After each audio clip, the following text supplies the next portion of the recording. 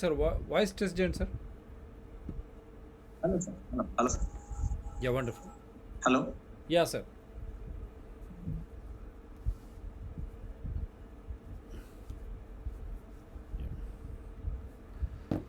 Welcome to doctor TSPR show. నేను మీ doctor Thangella Sivaprasad Reddy alias doctor TSPR. నమస్తే, ఆదాబ్, హలో. క్షమించాలి, 45 నిమిషాలు కొద్దిగా ఆలస్యం. సాంకేతిక కారణాలు మీరు అర్థం చేసుకుంటారు అనుకుంటాను. ఎప్పుడు కూడా advocate, senior advocate high court Arun Kumar గారు ఎప్పుడు లైవ్ షో వచ్చినా మనం గతంలో కూడా చూసాము, ఎప్పుడు వచ్చినా ఒక సాంకేతిక విప్లవం. సో దాని గురించి అయినా కూడా వారు ఇబ్బందులు పడ్డా వారు కనెక్ట్ అయినరు. Thank you sir. Sir extremely sorry. Not at all sir. ఇవన్నీ ఎందుకంటే సచ్ అన్ ఇంపార్టెంట్ టాపిక్. మీలాంటి వాళ్ళు యూ వాంటెడ్ టు ఎన్లైటన్. అసలు ఏమవుతుంది సార్, ఇంతకుముందు మన ప్రధాన న్యాయమూర్తులు, సుప్రీంకోర్టు ప్రధాన న్యాయమూర్తులు కూడా పోలీస్ స్టేషన్లలో మానవ హక్కుల ఉల్లంఘన జరుగుతుందని పెద్ద ఎత్తున చెప్పారు. ఆయన కోర్టులు సరి అయిన విధంలో తీర్పులు ఇవ్వడం లేదు, త్వరితగతిన ఇవ్వడం లేదని ఒకటి చెప్పుకుంటూ police stations have become violations of human rights అని చెప్పారు. దాని తర్వాత he was expressing every displeasure. And of late మనం చూస్తూనే ఉన్నాం, మన భారత మొదటి పౌరుడు రాష్ట్రపతి గారు స్వయాన కోర్టుల పట్ల అసంతృప్తిని వ్యక్తం చేయడం. He has expressed displeasure. What did he express? అది కూడా నేను మీ స్క్రీన్ మీదకి ఇప్పుడు తీసుకొస్తాను. ఆ లోపుగా మీరు మాట్లాడుతుండండి sir. It is really something. President COVID calls for discretion in courtroom utterances. We are just trying to show you. President calls for reforms in selection process for judges. President COVID flags issue of monstrous pendency of cases. చాలా పెద్ద ఎత్తున మన గౌరవ రాష్ట్రపతి గారు ఈ విధంగా చెప్పడం అనేది. President bats for BJP's all India judicial service to pick judges. ఇంత పెద్ద పెద్ద హెడ్లైన్స్. అందు గురించే లేట్ అయిందేమో, అరుణ్ కుమార్ గారిని మాట్లాడియకుండా చేసిందేమో సాంకేతికం. So President bats for BJP's all India judicial service to pick judges. జడ్జిల పిల్లలే జడ్జిలు కావడం, డాక్టర్ల పిల్లలే డాక్టర్లు కావడం, ఇవన్నీ చూస్తూ వచ్చాం. ఒక్కొక్క పార్టీకి ఒక్కొక్క విధంగా. President Kovind calls for discretion in court room utterances. These are the headlines we're just trying to run through. President calls for reforms in selection process for judges. Backs all India judicial exam for promotion. In 2016, 5-judge bench nixed NJEC. Kovind exercise discretion in court utterances. Flags issue of monstrous pendings of cases. ఎప్పుడో ఎంతో కాలం నుంచి ప్రజలు కోట్ల చుట్టూ తిరిగిన వారికి దక్కని న్యాయం, దాని పట్ల కూడా వారు తన అసంతృప్తిని వెళ్ళబుచ్చినటువంటి వైనాన్ని మనం ఏ విధంగా, అదేవిధంగా పాత రిటైర్డ్ జడ్జి కూడా మనకు ఒక మాట కూడా చెప్పడం జరిగింది. ఆయన కూడా ఒకటేసారి 200 మంది జడ్జెస్ను మీరు ఏ విధంగా ట్రాన్స్ఫర్ చేస్తారని కూడా చెప్పడం జరిగింది. ఎందుకంటే మనకు రాజ్యాంగం చెప్పేది సమన్యాయం.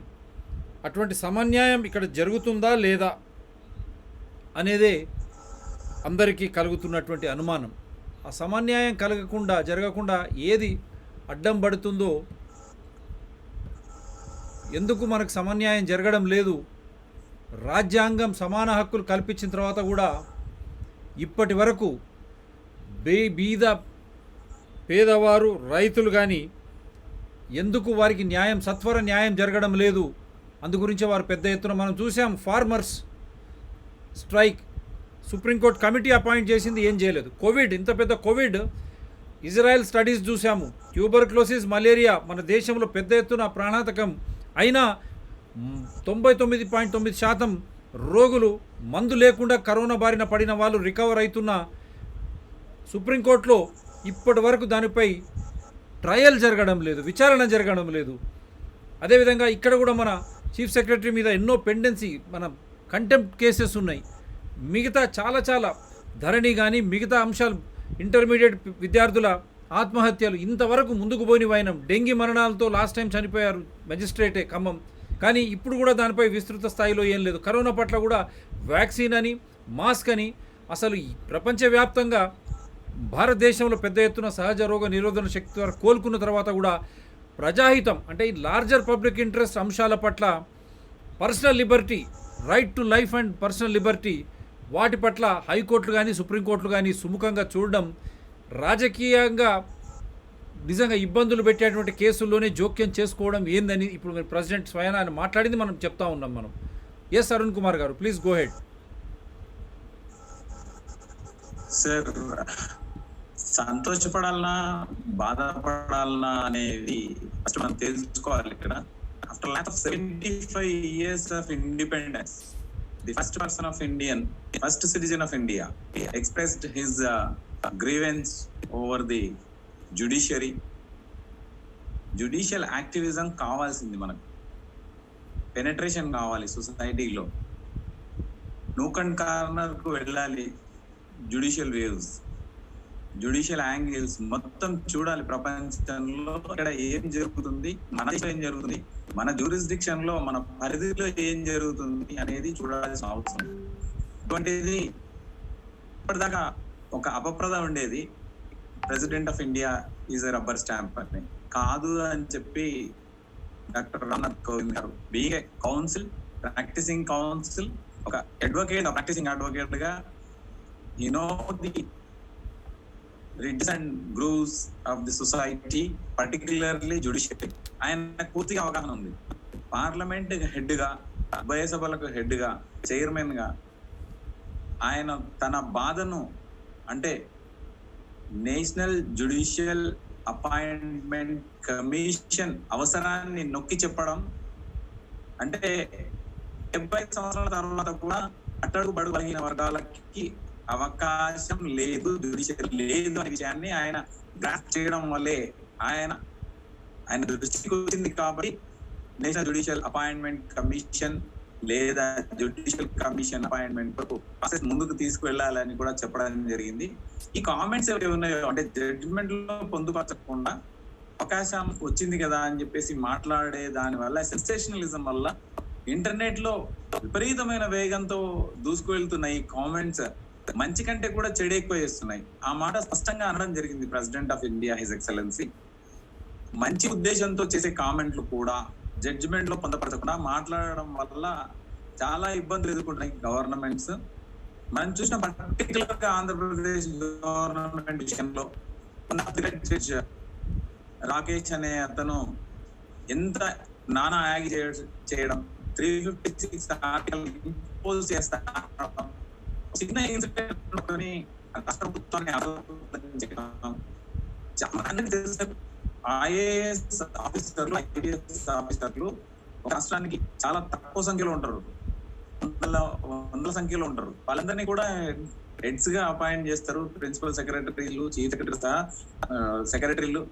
ఈ హోదాల్లో కలెక్టర్లు, డిప్యూటీ కలెక్టర్లు, అసిస్టెంట్ కలెక్టర్ల హోదాలో వీళ్ళు పనిచేస్తుంటే ఆ 100 మందిని మీరు పూర్తి స్థాయిలో కోర్టుకు పిలిచి కోర్టులో నిల్చోబెడితే అడ్మినిస్ట్రేషన్ ఏ విధంగా కొనసాగుతుంది, ప్రభుత్వాలు ఏ విధంగా పనిచేస్తాయి? వాళ్ళు కోర్టులకు అటెండ్ కావడం, కోర్టులకు వాళ్ళను లాగడం అనేది లాయర్లే కేసుల ద్వారా లాగుతారు, అది వేరే విషయం. కానీ వాళ్ళను పర్సనల్ అటెండెన్స్ కి పిలవడం, వాళ్ళ మీద కంటెంప్ట్లు ఇష్యూ చేయడం, ఆ కంటెంప్ట్ల పేరుతో వాళ్ళు రోజుల వారీగా కోర్టుల్లోనే కౌంటర్లు ఫైల్ చేసుకుంటూ, అపీల్స్ ఫైల్ చేసుకుంటూ, రివిజన్స్ ఫైల్ చేసుకుంటూ సుప్రీంకోర్టు దాకా వెళ్ళడం వల్ల లాస్ అయ్యేది ఎవరు? స్టేట్ ఎక్స్చెక్కర్ కదా. Whatever the fees paid by the so-called officers who facing the contempts are to be paid by the state exchequer only. State ట్రెజరీనే కదా వాళ్ళకి డబ్బులు ఇస్తున్నది. అది కూడా ఆలోచన చేయాల్సిన అవసరం అయితే ఉంది. 100కు 100% ఒక ఆర్డీఓ ఆఫీస్ లో ల్యాండ్ అక్విజిషన్ మ్యాటర్ లో డబ్బులు ఇవ్వకుంటే కూడా పై అధికారులను పార్టీ చేస్తూ ఫైల్ అయ్యే రిట్ పిటిషన్లలో అధికారులు స్పందించినప్పుడు ఆగ్రహంతో కంటెంప్ట్లు ఇష్యూ చేయడం జరుగుతుంటుంది. అంటే ఒక్క చిన్న ట్రాన్సాక్షన్, 1 ఎకరా, 2 ఎకరాలు, 10 ఎకరాలు, ఏదైనా అన్ని సమానమే కోర్టు ముందు. ఒక గుంటకు సంబంధించిన, అంటే ఒక 1/4 40th పోర్షన్ ఆఫ్ ఎకరా, 40 గుంటల్లో 1 గుంట పోయి 1 గుంటకు డబ్బులు చెల్లించాల్సిన కానీ అధికారులు ఖచ్చితంగా అంతే శ్రద్ధ కనబరచాల్సిన అవసరం అయితే ఖచ్చితంగా ఉంది. కానీ ఒక గుంట కొరకు, ఒక ఎకరా కొరకు, 4 ఎకరాల పొలానికి సంబంధించిన డిస్ప్యూట్ కొరకు పర్సనల్ సెక్రటరీని కంటెంప్ట్ లో పిలవడం, ఆయన నిల్చోబెట్టడం అంటే ఆ రోజు చేయాల్సిన డ్యూటీ అయితే కామన్ మ్యాన్ గా ఆయన ఒక మనిషే, అధికారి కూడా ఒక మనిషే. పూర్తి స్థాయిలో రోజంతా ఆయన కోర్టులోనే గడిపితే ఆయన చేయాల్సిన అడ్మినిస్ట్రేషన్ ఎటుపోతుంది అనేది కూడా డిస్క్రిషన్ ఉపయోగించాల్సిన అవసరం అయితే ఉందన్న మాట పెద్దన్న, దేశానికే మొదటి పౌరుడు, ఒక న్యాయవాదిగా ప్రాక్టీస్ చేసిన ప్రెసిడెంట్ ఆఫ్ ఇండియా న్యాయస్థానాల్లో అట్టడుగు బడుగు బలహీన వర్గాలకు న్యాయం జరగడం లేదు అనడంతో పాటు ఈ వ్యాఖ్యలు, అనవసరపు వ్యాఖ్యల వల్ల మంచి కంటే సదుద్దేశంతో చేసిన వ్యాఖ్యలైనా సరే అవి తప్పుదో వెళ్తున్నాయి, తప్పుడు ఇన్ఫర్మేషన్ ఇస్తున్నాయి, తప్పుడు సమాజానికి వేరే రకంగా ప్రభుత్వంపై అపోహలు కల్పించే ఆపాదించే ఉద్దేశాలు ఉన్నాయి. విపరీతమైన వేగంతో సెకండ్లలో ఖండాంతరాలకు వెళ్ళిపోయే ఈ న్యూస్ యుగంలో, ఇంటర్నెట్ యుగంలో, ఈ అంతర్జాల తక్కువ విద్యలు అంటారు కదా, అటువంటి పరిస్థితుల్లో కోర్ట్ రూముల్లో జరిగే కామెంట్స్, బయటికి వచ్చే కామెంట్స్ అన్నెసెసరీ న్యూసెన్స్ ని ప్రభుత్వాలకు క్రియేట్ చేస్తున్నాయన్న ఉద్దేశం ఆయన మాటల్లో స్పష్టంగా ఉంది. ఇది ఎందుకు ఇంత ఈ రోజు బాహాటంగా స్పష్టంగా కోర్టులపై కూడా మాట్లాడుతున్నాం అంటే ప్రెసిడెంట్ ఆఫ్ ఇండియా వ్యాఖ్యల మీద మనం మాట్లాడుతున్నాం తప్ప కోర్టులకు ఏదో ఆపాదించాలనే ఉద్దేశం ఆయన ఆ మాట కూడా చెప్పారు.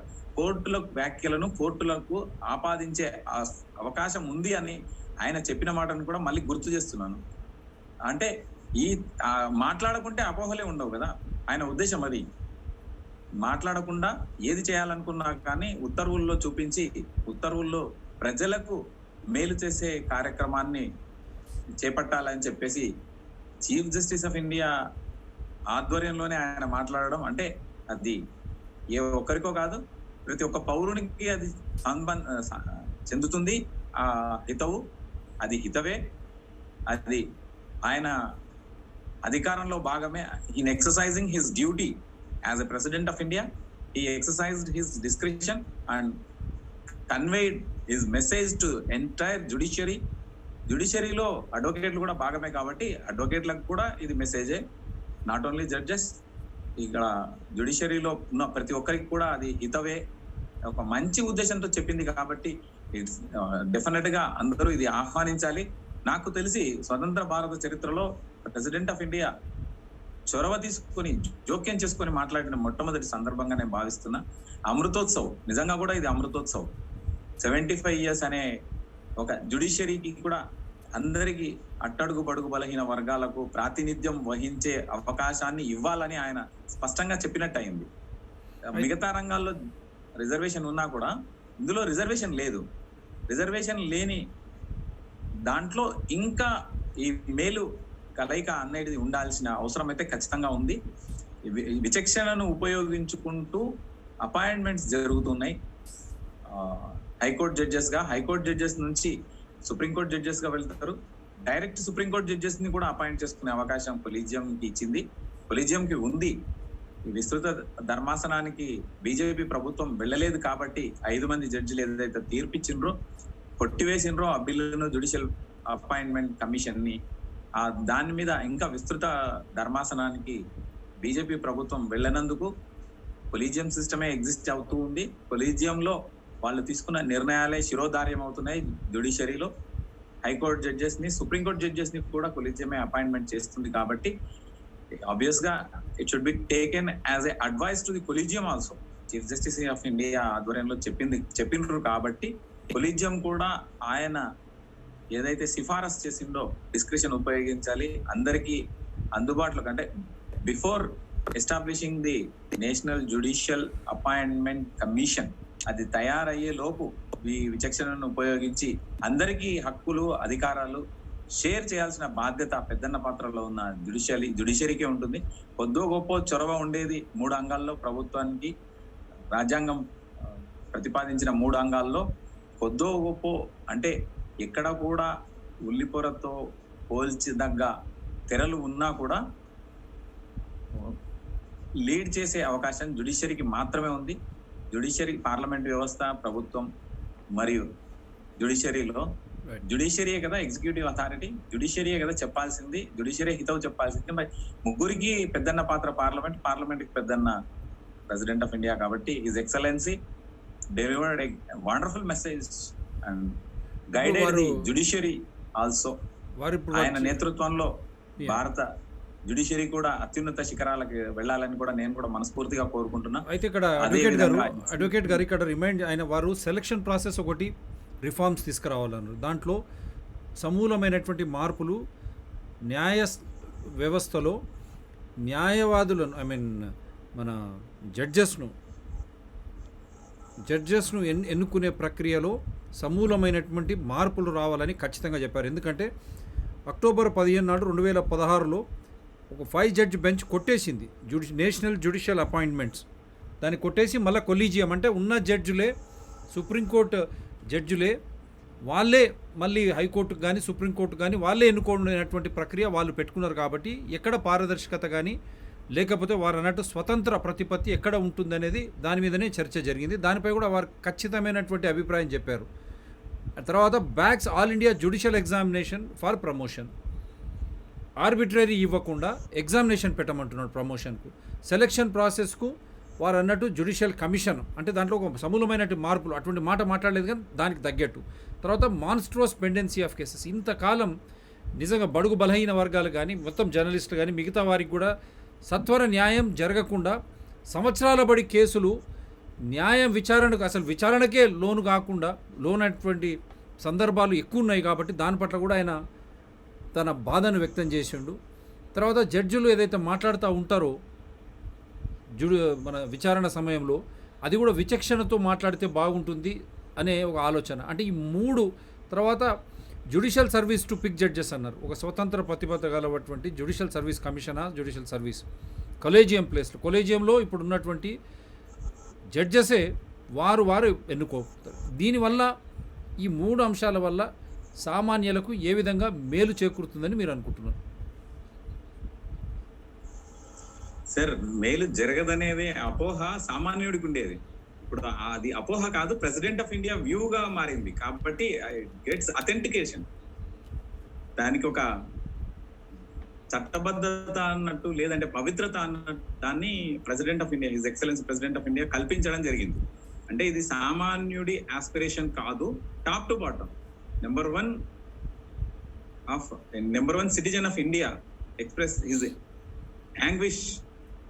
ఒక రకంగా చెప్పాలంటే బాధతో కూడిన, గౌరవంతో కూడిన, అభిమానంతో కూడిన హితవుగా దాన్ని భావించాలి.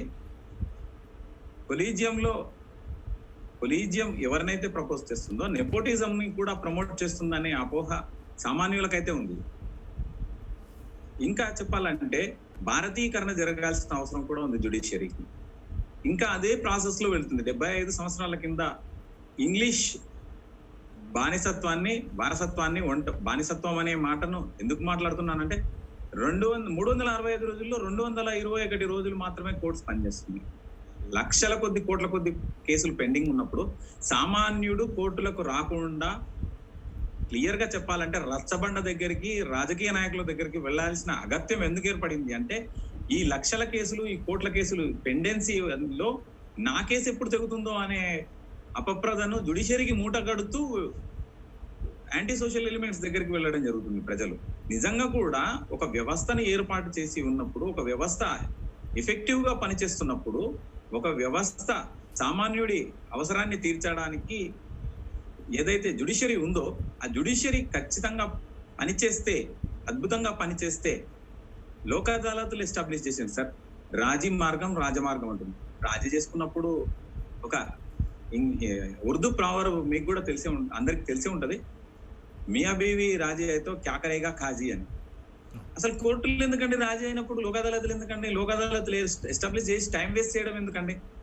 వాళ్ళ పని వాళ్ళు చూసుకుంటారు కదా. నేను దాని గురించి కామెంట్ చేయడం లేదు, కానీ నేను చెప్తున్నాను, ఒక హితవు చెప్తున్నాను. దానికి ఎస్టాబ్లిష్ చేసి ఎంప్లాయీస్ ఏర్పాటు చేసి విత్డ్రా చేసుకుంటారా, రాజీ చేసుకుంటారా, వాళ్ళు చేసుకోవడానికి వాళ్ళకి పూర్తి అవకాశాన్ని ఇచ్చి దానికి అథెంటిసిటీ సరిపోయే దానికి ఊళ్ళలోకి వెళ్ళడం, దానికి రచ్చబండలు ఏర్పాటు చేయడం, దానికి మీటింగ్లు ఏర్పాటు చేయడం, దానిపైన కోటాను కోట్లు ఖర్చు చేయడం.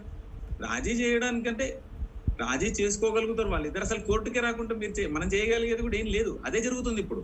రచ్చబండకు వెళ్తున్నారు, రచ్చబండకు వెళ్ళి వార్డు మెంబర్ల దగ్గరికి వెళ్తున్నారు, ఎమ్మెల్యేల దగ్గరికి వెళ్తున్నారు, ఎమ్మెల్సీల దగ్గరికి వెళ్తున్నారు, ఎంపీల దగ్గరికి వెళ్తున్నారు, ప్రెషర్ ఉపయోగిస్తున్నారు. సార్, ఒక ఎస్హెచ్ఓకి డిస్క్రిప్షన్ ఉంటే సిపికి లేని, డీజీపీకి లేని డిస్క్రిప్షన్ ఎస్హెచ్ఓకి ఉంది. ఎఫ్ఐఆర్ ఇష్యూ చేయగలిగే సత్తా, శక్తి కేవలం ఎస్హెచ్ఓకే ఉంటది. డీజీపీ దగ్గరికి వెళ్ళినా కానీ డీజీపీ దాన్ని రెఫర్ చేస్తారు ఎస్హెచ్ఓకి. కన్సిడర్ ది రిప్రజెంటేషన్ అని చెప్పి ప్రాపర్ ఛానల్లో మళ్ళీ వెనక్కే పంపిస్తారు. అన్నప్పుడు మరి ఎస్హెచ్ఓ వ్యవస్థ అనేది పటిష్టం చేయాలి కదా. ఎస్హెచ్ఓ వ్యవస్థను పటిష్టం చేయకుండా కోర్టుల్లో లక్షలాది కేసులు పెండింగ్ లో పెడుతూ, ఇంకా విచిత్రమైన వాదన, మోటివేటెడ్ అటాక్స్ ని న్యాయవాదులందరూ కూడా ఖండించాలి అని చెప్పి ఒక పెద్ద అడగడం జరిగింది. మోటివేటెడ్ అటాక్స్ అనేది అంటే మోటివేటెడ్ అటాక్స్ కి మోటివేషన్ అయితే ఉంటది కదా ఖచ్చితంగా. ఆ మోటివేషన్ ని కూడా ఎగ్జామిన్ చేయాలి కదా. ఆ మోటివేషన్ ని ఎగ్జామిన్ చేద్దామా లేదా తర్వాత విషయం. న్యాయవాదులు, జడ్జిలు కూడా ఒకటే కుటుంబం. ఎక్కడండి? కోవిడ్ మార్చి 21, 2020 తర్వాత వేల మంది అడ్వకేట్లు చనిపోయిండ్రు. ఒక్క రూపాయి కూడా జ్యుడిషియరీ నుంచి రాలేదు. అసలు ఈ రోజు వరకు కూడా తేలలేదు. అది చంపబడ్డారు కూడా కదా సార్, చంపబడ్డారు. మళ్ళీ అటాక్స్ కూడా మిమ్మల్ని ఎత్తుకొని పోతున్నారు, జడ్జిలను, అడ్వకేట్లను, జర్నలిస్టులను. నోటీసు లేదు, ఏం లేదు. 41 సిఆర్పిసి మనమే డిస్కస్ చేసాం. Physically eliminated also.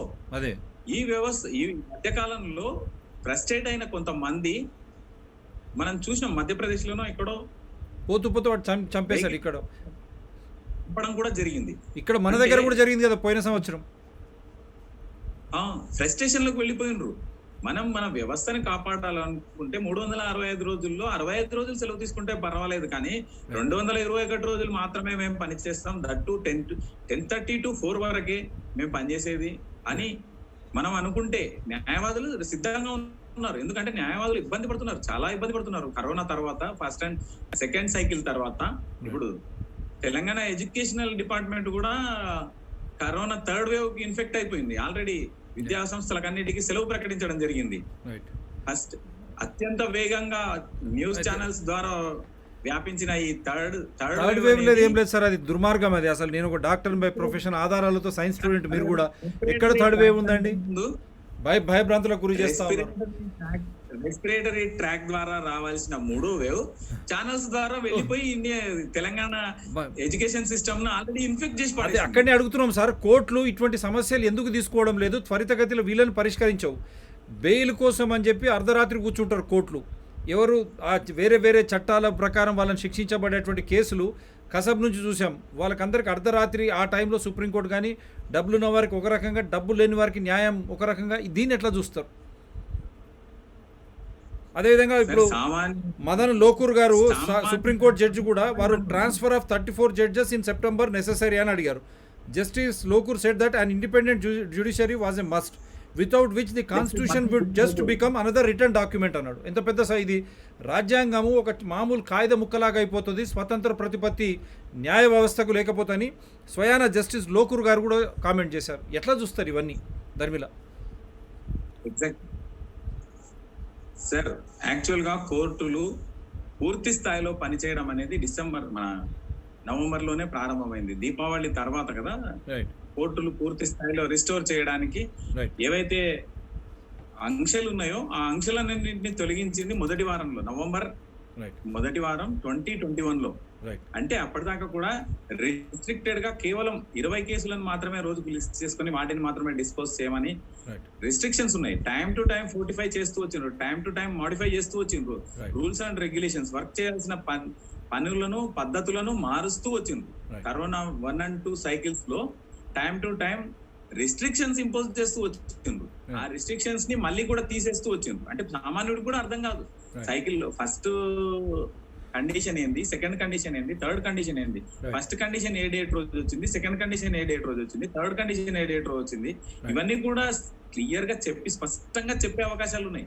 మేము అవన్నీ తీసేసినాం, ఈ రోజు నుంచి పూర్తి స్థాయిలో పనిచేస్తుంది అని చెప్పడానికి నవంబర్ మొదటి వారం దాకా పట్టింది.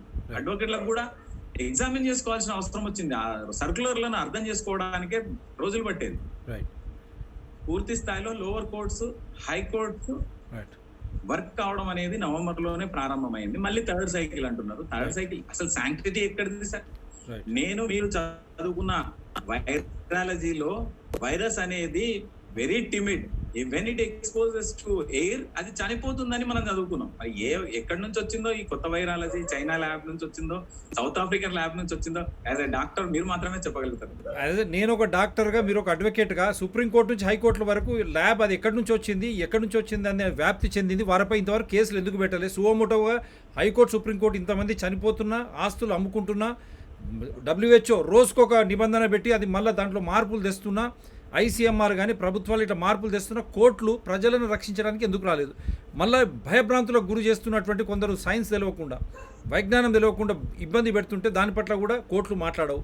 మళ్ళీ ఇదే వ్యవస్థ పైనుంచి కింది వరకు రైతులు 600 మంది చనిపోయారు అక్కడ చలికి, వాటిపై ఏం మాట్లాడరు. తర్వాత ఎంతోమంది ఉపాధి కోల్పోయినరు, వాటి గురించి మాట్లాడరు. రాత్రి పార్లమెంట్ కానీ అసెంబ్లీలో డిస్కషన్సే ఉండవు. క్లైమేట్ చేంజెస్ దాని మీద, పర్యావరణం మీద అప్పటికప్పుడు పాలసీస్ వస్తాయి, అప్పటికప్పుడు కోల్ మేనేజ్మెంట్ వీటన్నిటి మీద వస్తాయి. మళ్ళీ పబ్లిక్ సెక్టార్ యూనిట్స్ను ప్రభుత్వ రంగ సంస్థలు అమ్మే విధంగా అన్నీ పోతాయి. ప్లస్ ధరలు ఇంత విపరీతంగా పెరుగుతుంటే సామాన్యుడు సహజ రోగ నిరోధక శక్తి తెచ్చుకునేది పళ్ళు, తర్వాత వీటి నుంచి అటువంటి వాటికి కూడా ధరలు పెరుగుతుంటే కూడా కోర్టులు మాట్లాడవు. పైనుంచి కింది వరకు ఎవరు మాట్లాడరు. కేవలం వారికి ఇబ్బందులు ఉన్నప్పుడే మాట్లాడతారు. స్వయాన న్యాయమూర్తే చెప్పాడు పోలీస్ స్టేషన్స్లో అసలు మొత్తం మానవ హక్కుల ఉల్లంఘన జరుగుతుందని. వీటన్నిటి మీద ఎట్లా చూస్తారు? మనకు సమయం తక్కువ ఉంది. వీటన్నిటి కూడీకరించి న్యాయ వ్యవస్థలు కానీ, లేక పోలీస్ శాఖ కానీ, ఎందుకంటే పరిశోధించేటువంటి శాఖ పోలీస్ శాఖ కానీ, మళ్ళీ ప్రభుత్వాలు కానీ, ఇవన్నీ కూడా ఒకరికొకరు ఈ విధంగా వైరుధ్యంగా ఇది చేస్తూ నోటీసులు లేకుండా భయభ్రాంతులకు గురి చేసి ఇళ్ళ నుంచి ప్రజలను ఎత్తుకుపోతుంటే జర్నలిస్టులను కానీ, అడ్వకేట్లకు సాయాన్ని రోడ్డు మీద చంపితే కూడా ఈ రోజు వరకు ఆ కేసు ఏమైందో ఏం తెలియదు. ఇటువంటి వ్యవస్థ ఎట్లా చూడాలి సామాన్యుడు? సార్, నేను ఒకటే ఒక క్వశ్చన్ అడిగాను మిమ్మల్ని. వైరాలజీలో virus basic study, when it exposes to air ఒక వైరస్ చనిపోతుందా లేదా? దయచేసి నాకు అదొక ఆన్సర్ సార్. మీరు కూడా కోవిడ్-19 అనేది 99.99% రికవర్ అవుతారు మందులు లేకుండా అని వారే చెప్పారు. అటువంటి రికవరీ, వారు అటువంటి వ్యాధి నుంచి కోలుకునేటువంటి సమయంలో వ్యాక్సిన్లు ఎందుకు, ఇంత భయభ్రాంతులకు ఎందుకు, ఇన్ని నిబంధనలు ఎందుకు అనేది మేము మొదటి నుంచి క్వశ్చన్ చేస్తున్నాం. దానికైనా ప్రమాదకరం, అత్యంత ప్రమాదకరం టీకాలు తీసుకున్న టీబీ 100లో 20 మంది చనిపోతూ ఉన్నారు. డెంగీ, మలేరియా, స్వయాన న్యాయమూర్తి చనిపోయాయి కదా ఖమ్మం. దాని పట్ల కోర్టులు ఎందుకు, నేను అదే అడుగుతున్నా, న్యాయస్థానాలు వైజ్ఞానపరంగా ఎందుకు పరిశోధించడం లేదు, విచారణ జరగడం లేదు అనేదే నా బాధ. ప్రభుత్వాలు పట్టించుకోవడం లేదు, మీడియా ఒకటి అయినప్పుడు మళ్ళీ న్యాయస్థానాలు ఎందుకు ఆ బాటనే పడతా ఉన్నది అనేది మా ఆలోచన. అందు గురించి మిమ్మల్ని అడుగుతా ఉన్నాను. ఒక న్యాయవాదిగా, ఒక సామాన్యుడిగా నాకు అర్థం కాని కొన్ని విషయాలు ఉన్నాయి. ఏ చిన్న సంఘటన జరిగి, అంటే పరాకునో చిన్న అబ్బాయి అయినా సరే ఎవరినైనా కొడితే చనిపోతే ఎఫ్ఐఆర్ ఇష్యూ చేసే ప్రభుత్వాలు, ఎఫ్ఐఆర్ ఇష్యూ చేసే మెకానిజం ఉన్న మన దేశంలో లక్షల మంది చనిపోయినా కూడా వైరస్ ని డౌన్లోడ్ చేసి చైనా ఇంపోర్ట్ చేసింది ఇండియాకి అని చెప్తుంటే ఒక్క ఎఫ్ఐఆర్ కూడా లేదు సార్. ఇంతవరకు కూడా ఒక్క ఎఫ్ఐఆర్ కూడా ఇష్యూ కాలేదు కోవిడ్ మరణాల పైన. ఇప్పుడు మీకు చెప్తున్నాను సభాముఖంగా, ప్రెసిడెంట్ నుంచి కింద ముఖ్యమంత్రి వరకు అన్ని శాఖల వరకు, ICMR నుంచి WHO వరకు అందరికీ నేను ఉత్తరాలు, ఈమెయిల్ ద్వారా రాస్తున్న ఆధారాలతో ఇప్పటి వరకు దానిపై స్పందన లేదు. ఇప్పుడు ముఖంగా చెప్తా ఉన్నాను, స్పందన లేదు. కొన్ని డజన్ల ఇన్వెస్టిగేషన్ ఏజెన్సీలు ఉన్నాయి మనకు. రా కావచ్చు, NSA కావచ్చు, పోలీస్ కావచ్చు, SB, అవసరానికి వాళ్ళ అవసరాల కొరకు ఎన్నో వింగ్స్ తయారు చేసుకునే ప్రభుత్వాలు మరి డాక్టర్లతో కూడిన ఒక కమిటీని ఎందుకు ఏర్పాటు చేయదు ఇప్పటికి కూడా? అసలు ఆ వైరస్ అనేది కిల్లర్ వైరసా కాదా? దానివల్ల నిజంగా చనిపోతున్నారా లేదా? కోవిడ్ తో చనిపోతున్నారని, హార్ట్ ఫెయిల్యూర్ తో చనిపోయిన వాళ్ళకు కూడా కోవిడ్ సర్టిఫికెట్లు ఇస్తున్నారు. వేరే సంఘటనలతో హార్ట్ ఫెయిల్ అయిపోయి చనిపోయిన వాళ్ళకు కూడా కోవిడ్ సర్టిఫికెట్లు ఇస్తున్నారు. అంటే కోవిడ్ సర్టిఫికెట్ ను మీరు సర్టిఫై చేస్తున్నారు. సర్టిఫై చేయకుండా శాస్త్రీయంగా నిరూపితమే కాలేదు COVID-19 అనేది చంపగలదు, చంపుతుంది, చంపబడతారు అని చెప్పకుండా ఏది దానికి ఒక వేరియంట్ మీరు అన్నట్టు 30 వేరియంట్లు ఏ రోజు సౌత్ ఆఫ్రికాలో ఎగ్జామిన్ చేసిండ్రు? ఎంతమంది శాంపిల్స్ నుంచి అవి తీసుకోబడ్డాయి? సెకండ్ లో వంతులో కూడా విడిపోయి మ్యూటేషన్స్ కి గురయ్యే వైరస్లు డెఫినెట్ గా కొన్ని వందల వేరియంట్లు వస్తాయి. అవి నలిఫై అయిపోయే అవకాశాలు కూడా ఉంది, స్ట్రెంగ్తెన్ అయ్యే అవకాశాలు. స్ట్రెంగ్తెన్ అయిన తర్వాత ఖచ్చితంగా నలిఫై అవుతాయి. అది నేను చదువుకున్న వైరాలజీలో, నేను చదువుకున్న జియాలజీలో యాజ్ ఎ బీజెడ్సీ స్టూడెంట్ ఇంకొక ప్యాషన్ అయిపోయింది సార్. ఈ రోజుల్లో తెలిసిన విషయాన్ని చెప్తే కూడా అందరూ డాక్టర్లు అయిపోయినారు అని చెప్పి ఎద్దేవా చేసే కార్యక్రమాలు కూడా ప్రారంభమయ్యాయి. బేసిక్ గా అందరు చదువుకునేది వైరాలజీ, ఖచ్చితంగా చదువుకోవాల్సిందే.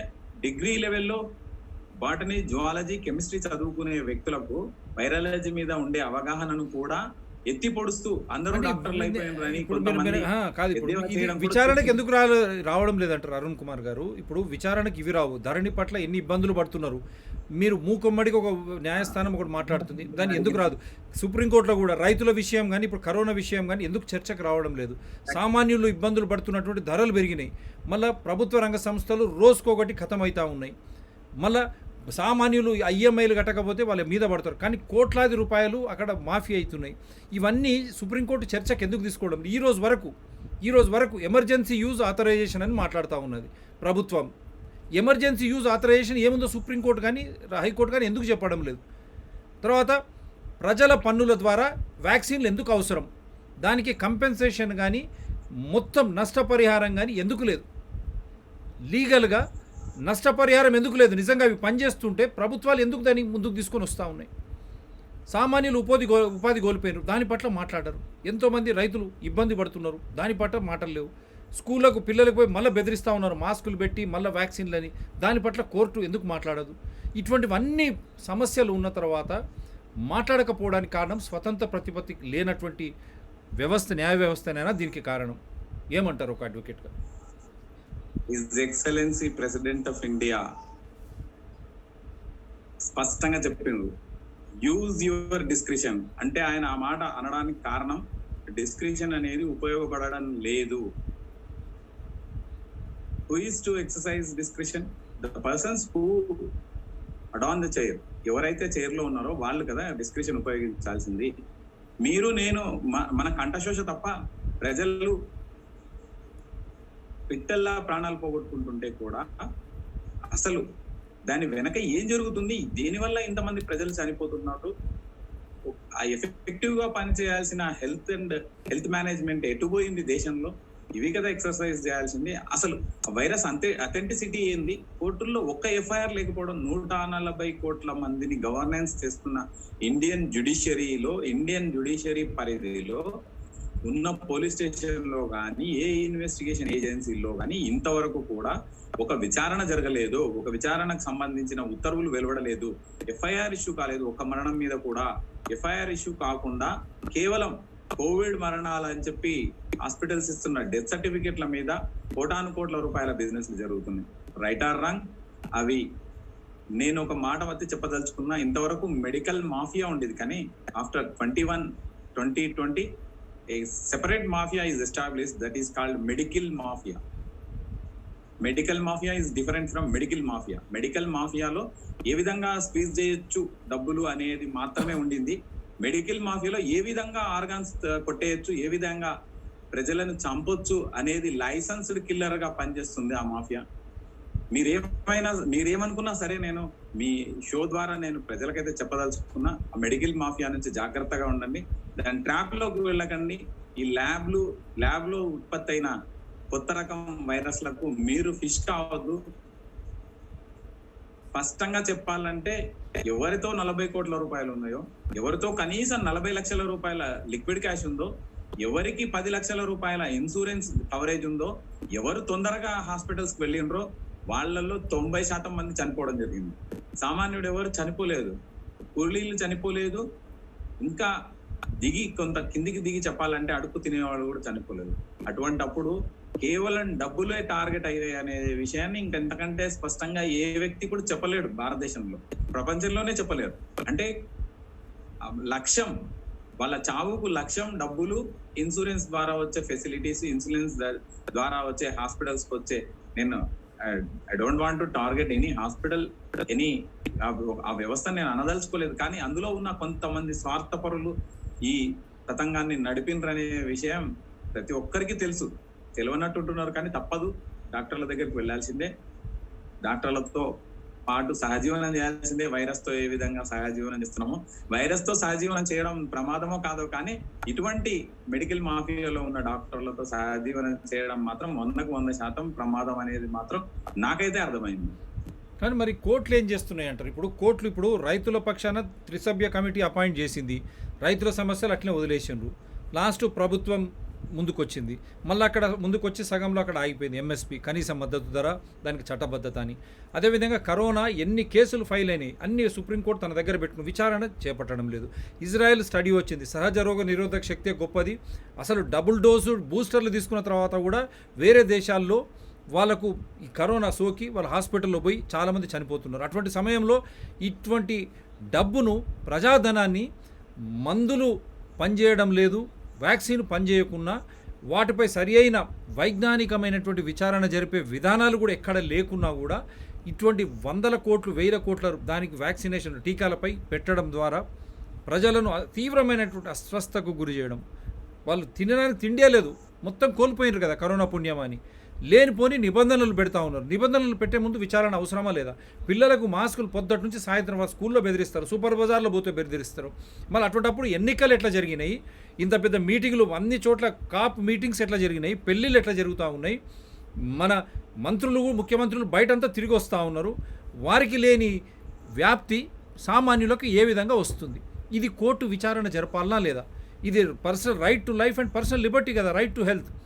వీటి మన ఉల్లంఘన జరుగుతున్నప్పుడు, ఫండమెంటల్ రైట్స్ ఉల్లంఘన జరుగుతున్నప్పుడు, వయలేషన్ ఆఫ్ ఫండమెంటల్ రైట్స్, వారి మానవ హక్కుల ఉల్లంఘన జరుగుతున్నప్పుడు మరి కోర్టులు కాకపోతే ఎవరు వారికి సామాన్యులను కాపాడారు?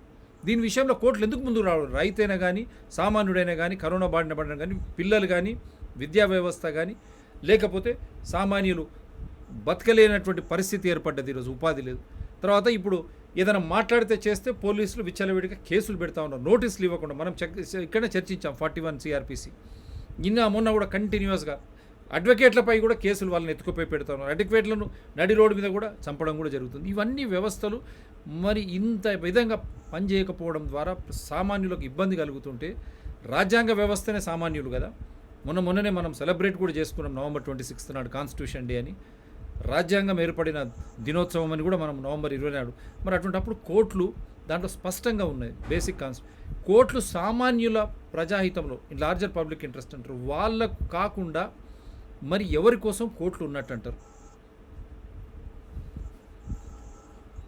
Sir, I'm seeking one more answer. I would like to put forth one more question. Taking vaccine is allowing foreign body to your bloodstream. అవునా కదా? 100%. యాంపుల్ ఆఫ్ వైరస్ ని మీరే అలౌ చేస్తున్నారు. మనవంతలకు మనం స్వయంగా వెళ్ళి వైరస్ కి ఎక్స్పోజ్ అవుతున్నాం మనం by way of taking vaccine. అటువంటప్పుడు దానికి ఆ ప్రమాదాన్ని, ఒక ట్యాంకర్ వస్తుంటే పక్కకు జరిగే ప్రయత్నం చేస్తాం, కానీ ఆ ట్యాంకర్ ఎదురెళ్ళి ఆ ట్యాంకర్ కిందికి టైర్ పడిన తర్వాత అంటూ అనియంత్రిత వేగంతో వస్తున్నా ఒక ట్యాంకర్ కింద టైర్ కింద పడుకోవడం అంటే అది సాహసం. సాహసం అంటే సాహసం తర్వాత ప్రాణం సాహసం అంటారు, లేకపోతే డెడ్ బాడీ అంటారు మిగిలిందని. అదే విధంగా మనంతలకు మనము వ్యాక్సిన్స్ కి ఎక్స్పోజ్ అయిన తర్వాత మనం ఎట్లా వేరే వ్యక్తిని అలిగేషన్ చేయగలం అంటే, మనకున్న వ్యవస్థలు స్పష్టంగా పని చేస్తే జ్యుడిషియరీ కావచ్చు, ఎవరైనా కావచ్చు, పార్లమెంట్ కావచ్చు, అత్యంత పవిత్రమైన సభలుగా చెప్పబడుతున్న, అత్యున్నత సభలుగా చెప్పబడుతున్న పార్లమెంటుకు మనం పంపిన 542 మంది ఎంపీలు ఏం చేస్తున్నట్టు, ఎందుకు చర్చ చేయనట్టు, ఎందుకు చైనా హై కమిషనర్ ని ఎందుకు ప్రధానమంత్రి ఆఫీస్ ఎందుకు పిలవడం లేదు, ఎందుకు అడగడం లేదు, ఈ వైరస్ మీ దగ్గర నుంచి వచ్చిందా రాలేదా అని Indian embassy, Indian authorities, Indian prime minister, Indian PMO, Indian president ఎందుకు పిలవనట్టు? పిలిచి అడగొచ్చు కదా సార్ ఏం జరుగుతుంది అనేది. WHO కమిటీని అలౌ చేస్తారా లేదా అనేది WHO చూసుకుంటుంది. కానీ ఇండియా బిజినెస్ చేస్తుంది చైనాతో. కొన్ని లక్షల మంది ఇండియన్స్ చైనా మార్కెట్ లో పనిచేస్తున్నారు. కొన్ని కోటాను వేల లక్షల కోట్ల రూపాయల ట్రేడ్ అక్కడ నుంచి ఇండియాకు డంప్ అవుతుంది. అక్కడ తయారవుతున్న సామాన్లను అన్నింటినీ కూడా మనం వాడుకుంటున్నాం, ఇంక్లూడింగ్ మై సెల్ ఫోన్. మనం మాట్లాడుతున్న ప్రసార మాధ్యమాలు ఏవైతే ఉన్నాయో, హార్డ్వేర్ ఏదైతే ఉందో, నా ఫోన్ కావచ్చు, మీ ఫోన్ కావచ్చు, మీ ల్యాప్టాప్ కావచ్చు, మీ డెస్క్ టాప్ కావచ్చు, చైనా నుంచి డౌన్లోడ్ చేసుకున్నవే, చైనా నుంచి మనం కొనుక్కున్న ఉత్పత్తులే. మరి ఇంత పెద్ద వ్యవస్థ ఉన్నప్పుడు ఎందుకు భారత ప్రభుత్వం అడగడం లేదు, భారత జ్యుడిషియరీ అడగడం లేదు, భారత పార్లమెంట్ అడగడం లేదు? ఒక సామాన్యుడు తనంతకు తాను పోయి ఒక ల్యాబ్ లో తయారు చేసిన వైరస్ ని తన బ్లడ్ స్ట్రీమ్ లోకి అలౌ చేసుకోవడం అనేది నిజంగా ఆత్మహత్య సాదృశ్యమే. ఎవరంతకు వాళ్ళు వ్యాక్సిన్ యాక్సెప్ట్ చేయడం అనేది వైరస్ ని యాక్సెప్ట్ చేయడమే. ఆ వైరస్ ఏ విధంగా రియాక్ట్ అవుతుంది అనేది ఎవరు చెప్పలేరు. ఎందుకంటే అది ప్రవేశపెట్టిన తర్వాత జరగాల్సిన ఎగ్జామిన్ చేయడం అంటే మనం గుర్రాతో పోల్చుకోవడం, మనం ల్యాబ్ లో మహిళతో మనం పోల్చుకోవడం, ల్యాబ్ లో ఉన్న గినీ పిగ్స్ ఏ విధంగా యాక్సెప్ట్ చేస్తాయో, ఒక గినీ పిగ్ గా మారిపోయినాం మనం, ఒక డ్రాసోఫిలాగా మారిపోయినాం మనం. మన వ్యవస్థ 140 కోట్లకు చేరుకున్న తర్వాత భారతదేశ జనాభా మనను డ్రాసోఫిల్స్ గా, గినీ పిగ్స్ గా, హార్స్లుగా, ఒక గుర్రంగా మార్చేసినాయి మన వ్యవస్థలు, మన వ్యాక్సినేషన్ సెంటర్లు, మన వ్యాక్సిన్ తయారు చేస్తున్న శాస్త్రవేత్తలు. వాళ్ళందరికీ మానవ జన్మ ఉన్నంత వరకు ప్రతి జీవి ఈ శాస్త్రవేత్తలకు ప్రమాణం చేసుకోవాల్సిందే. ఎందుకంటే తిరోగమన చర్యకు మొట్టమొదటిసారిగా మానవ పరిణామక్రమం ఏదైతే ఉందో ఆంథ్రోపాలజీ అనేది ఒక స్టేజ్ దగ్గర ఆగిపోయి ఇప్పుడు రివర్స్ ఆంథ్రోపాలజీ స్టార్ట్ అయిపోయిందని నేనైతే చెప్పగలుగుతాను. రివర్స్ ఆంథ్రోపాలజీకి మీరే పేరు పెట్టాలి. పెద్ద మాట చెప్పారు. ఎందుకంటే చాలా మంది, ఇంకో దాన్ని కూడా యాడ్ చేస్తా, 100 సంవత్సరాలు ఉన్నటువంటి BCG టీబీ టీకా చిన్నప్పుడు వేసుకుంటాం, బూస్టర్లు వేసుకుంటాం, అయినా మళ్ళీ 100 మంది ఎఫెక్ట్ అయితే, దాంట్లో యంగ్స్టర్స్ చాలామంది యువకులు ఎఫెక్ట్ అవుతూ ఉన్నారు టీబీకి. 6 నెలలు ట్రీట్మెంట్ తీసుకున్న తర్వాత కూడా 100కి 20 మంది చనిపోతున్నారా లేదా? అటువంటి 100 సంవత్సరాల టీకా ఏమి లేని 99% మంది మందు లేకుండా రికవర్ అవుతారు, వ్యాధి నుంచి కోలుకుంటారు అని తెలిసిన తర్వాత కూడా ఎమర్జెన్సీ యూజ్. ఇప్పుడు ఎమర్జెన్సీ ఎక్కడుంది? ఎమర్జెన్సీ పేరు మీద ప్రజాధనాన్ని దానిపై మళ్లించడం. అది కూడా మళ్ళీ సాక్ ఏం చూపించారు? పెట్రోల్ డీజిల్ ఏదైతే పెంచినరో మనపై భారం మోపి కరోనా సమయంలో ఉపాధి కోల్పోయినాం. ఆ డబ్బంతా ఈ వ్యాక్సిన్ కంపెనీలకు ఇవ్వడం ఎంతవరకు సబబ్ అంటారు? మందు లేని రోగానికి, మందు లేకుండా కోలుకునేటువంటి రోగానికి రోజుకొక కొత్త వేరియంట్ పేరు చెప్పి ప్రజాధనాన్ని, ఎమర్జెన్సీ యూజ్ ఎక్కడ ఉంది? అత్యవసర పరిస్థితి ఇప్పుడు ఎక్కడ ఉంది? ఎమర్జెన్సీ యూజ్ ప్రజాధనాన్ని, అది కూడా under trial, stage 1, stage 2, stage 3, safety, efficacy, immunogenicity, మళ్ళీ పీర్ రివ్యూ ఇవన్నీ పోవాలా. అవన్నీ పోకుండా అంటే సామాన్యులకేమో వ్యాక్సిన్ క్యాండిడేట్, పెద్దవాళ్ళకేమో ఓన్లీ ప్లాసిబో ఇస్తున్నారా అనే అనుమానాలు ఎక్కువవుతున్నాయి. అందుగురించే వ్యాక్సిన్ మీకు ఎక్కువ కనపడతలేదు, ఏ సైడ్ ఎఫెక్ట్స్ అని అవన్నీ రికార్డు కూడా అవుతలేవు కదా, డేటా కూడా లేదు కదా. ఇవన్నీ ఇంత ముందర ఉన్న తర్వాత వ్యాక్సిన్ మ్యానుఫ్యాక్చరర్స్ విచ్చలవిడిగా మాట్లాడుతూ ఉంటే, అటువంటి అప్పుడు లయబిలిటీ కంపెన్సేషన్ ఎందుకు లేదు? వ్యాక్సిన్లు పనిచేస్తూ ఉన్నప్పుడు గవర్నమెంట్ ఎమర్జెన్సీ యూజ్, అత్యవసర పరిస్థితి ప్రజల డబ్బులు ఎందుకు వెచ్చిస్తుంది? దానికి లయబిలిటీ కంపెన్సేషన్ ఎందుకు లేదు? నష్టపరిహారం కానీ దానివల్ల వచ్చే ప్రమాదాలకు వాళ్ళే మ్యానుఫ్యాక్చరర్సే బాధ్యులు అని ఎందుకు ప్రభుత్వం వారికి చెప్పనివ్వడం లేదు? ప్రభుత్వం బాధ్యత ఎందుకు తీసుకుంటుంది అంటారు? మళ్ళీ సుప్రీంకోర్టు కూడా దాన్నే ఎందుకు స్వీకరిస్తుందని అంటారు? మీరు ఒక అడ్వకేట్గా, కోర్టులు, సుప్రీంకోర్టు కానీ హైకోర్టులు కానీ right to life and personal Liberty and right to health నా హక్కు కదా. నా హక్కు ఉల్లంఘన జరుగుతుంటే నాకు ఇది వద్దు, ఇది శాస్త్రీయమైనప్పుడు నాకు చెప్పండి. నిజంగా ఇది దీంట్లో శాస్త్రీయత ఉందా?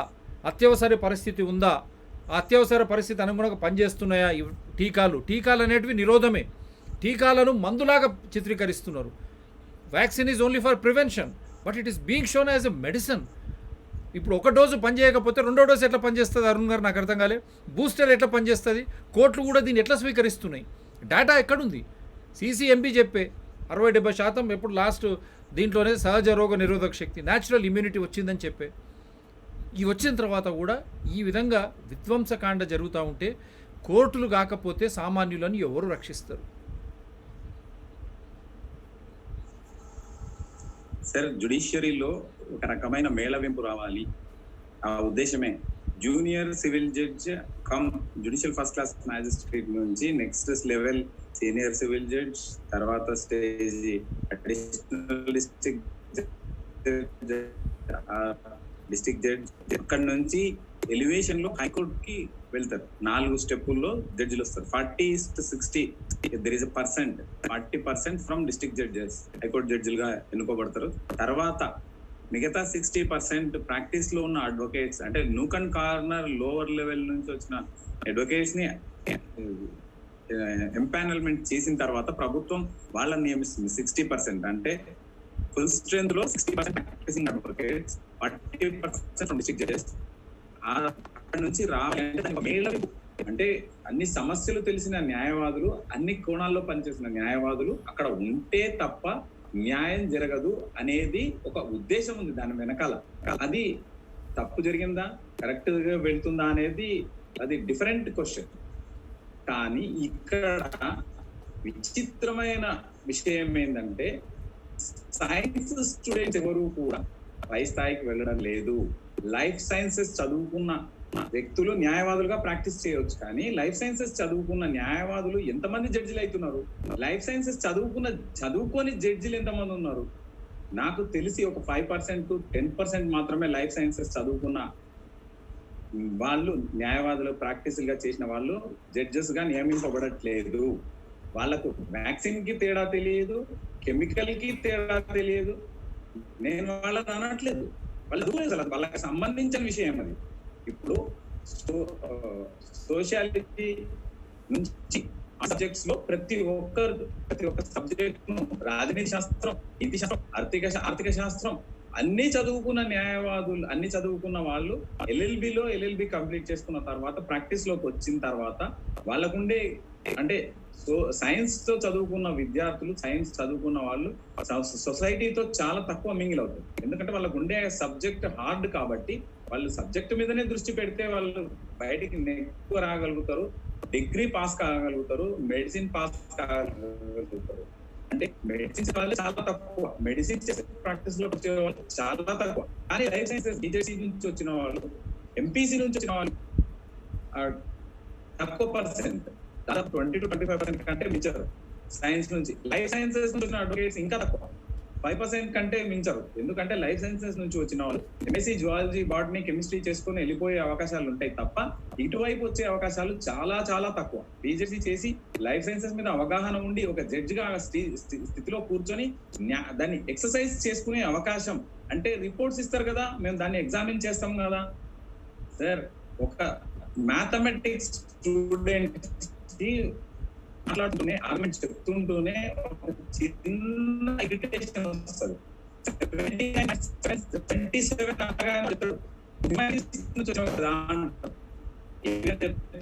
27 చిన్నప్పటి నుంచి 79 వచ్చిన ఏవైనా తర్వాత వచ్చిన అంకెలన్నింటినీ సింగిల్ గానే ప్రొనౌన్స్ చేయాలి. 77827 అనాలి. కానీ అక్కడ 2 అంకెలు ఉన్నాయని దాన్ని 77 అనకూడదు, 3 అంకెలు ఉన్నాయని 777 అనకూడదు అనేది ఆర్ట్స్ నుంచి వచ్చిన విద్యార్థులకు, ఆర్ట్స్ నుంచి వచ్చిన స్టూడెంట్స్ కి తెలియదు. వాళ్ళు ఎంత స్థాయిలోకి పోయినా కానీ 77.777 అంటారు తప్ప.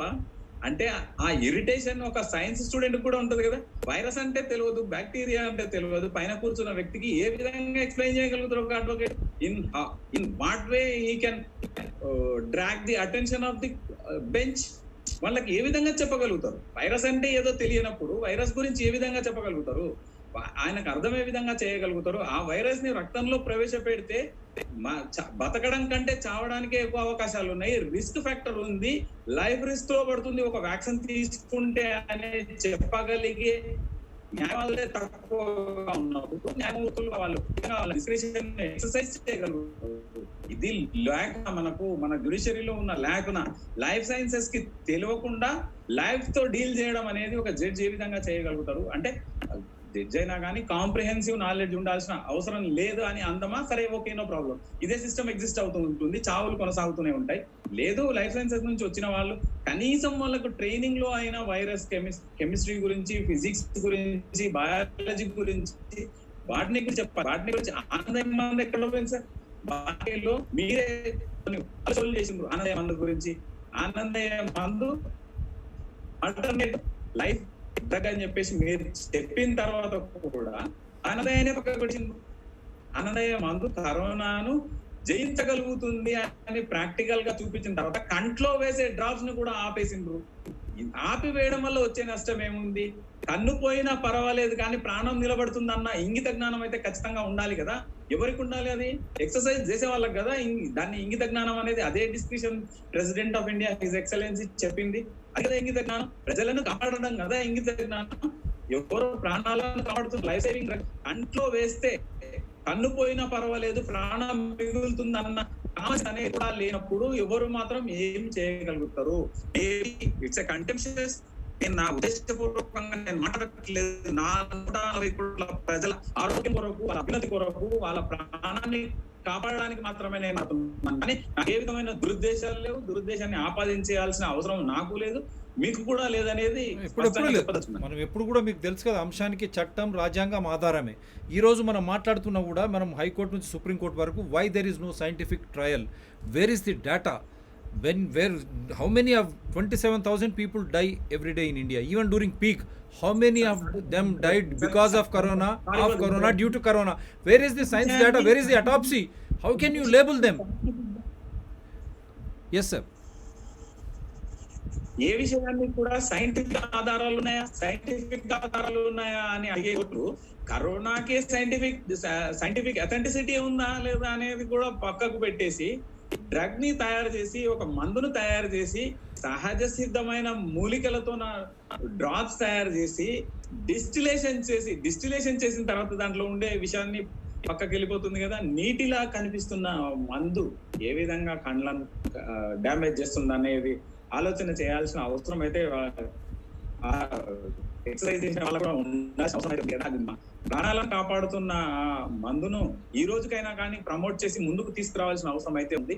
మన పోపు డబ్బాలోనే ఉన్నాయి ప్రాణాలను కాపాడే ఔషధాలు అని ఆయుర్వేద డాక్టర్లందరూ చెప్తున్నా కూడా ఆయుర్వేదిక్ మెడిసిన్ నే పక్కకు పెట్టేసేసి అదేదో అభూత కల్పన అయినట్టు ప్రతిదీ మన భారతదేశం అందించిన హెరిటేజ్ కల్చర్ ప్రపంచానికి తలమానికమైనప్పుడు భారత హెరిటేజ్ కల్చర్ నే పార్ట్ గా తీసుకోకుండా ముందుకు వెళ్తున్న సైంటిఫిక్ అన్నది అది అన్సైంటిఫిక్. అది పూర్తి స్థాయిలో పాశ్చాత్య దేశాల నుంచి దిగుమతి చేసుకున్న ఏ వైద్య విధానాలైనా సరే ఇండియన్ మెడిసిన్ ముందు, ఇండియన్ ఆరిజిన్ మెడిసిన్ ముందు దిగలుంటే ఎందుకు పనికిరాని ఒక మనం ఏదైనా శాంపుల్ తీసుకుంటే దాంట్లో ఉన్న కంటెంట్ వాడుకున్న తర్వాత పాడేసే గాజు రెసిడ్యూ లాంటిది మాత్రమే.